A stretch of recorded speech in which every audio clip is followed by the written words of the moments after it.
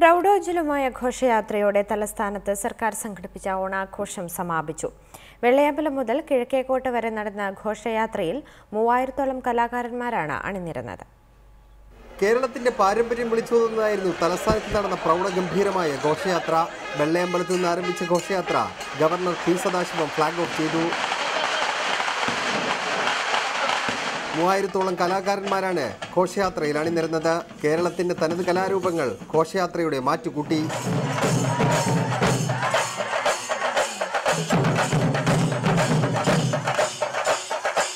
വിവിധ വകുപ്പുകൾ തയ്യാറാക്കിയ 90-ലധികം ഫ്ലോട്ടുകൾ ഘോഷയാത്രയിൽ ജനങ്ങളുടെ മനം കവർന്നു.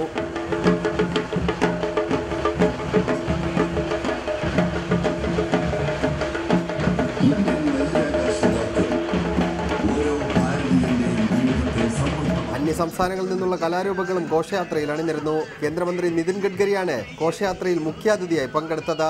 റിപ്പോർട്ടർ, തിരുവനന്തപുരം.